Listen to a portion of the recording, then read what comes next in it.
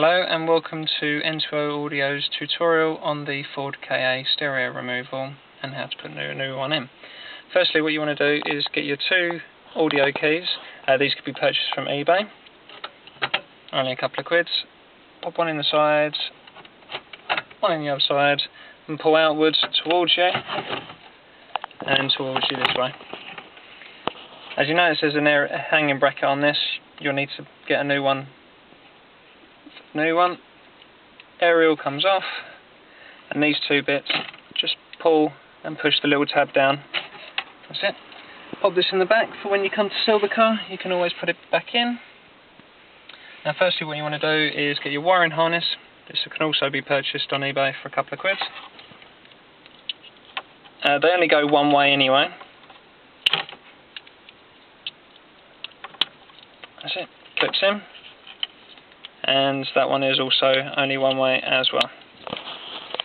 This one requires an aerial adapter, so we bought this from eBay for a couple of quid as well. That one pops in like so.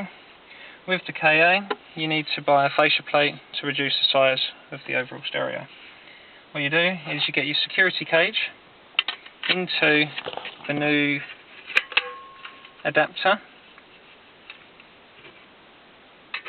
Make sure all the tabs are sort of more facing inwards so your stereo can go in. What you do with this one is you push two of the tabs at the bottom down,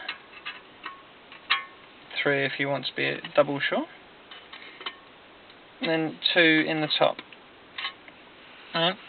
So then after this you get your stereo, which is what we're going to install on this one.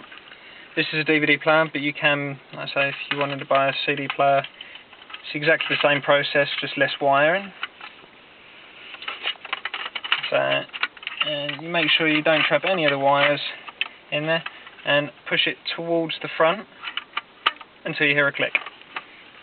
Right, what you do is you get your wiring in like that. That plugs in. And then with the aerial, just goes in like so. What you need to do is, within the fascia plate adapter, in the packaging you should receive one of these. This is a very crucial thing for this car, so this basically means your stereo won't come out. Now there's a hole on the back of the stereo. What you do is you get like that. Normally you tend to get a screw in these packs as well. If not, then a normal 8mm bolt will do. Screw this into the back of the stereo, and then this is your new hanging bracket, so very much like the previous white one that we saw on the original radio. Pull the wires all down the back. Nice thing with the Ford Ka is there's lots and lots of room to pull your wire in and everything.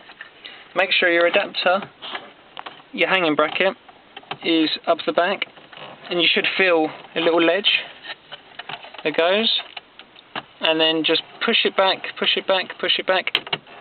until it clicks fully in place. Right. If my lovely assistant would like to put the keys in the ignition.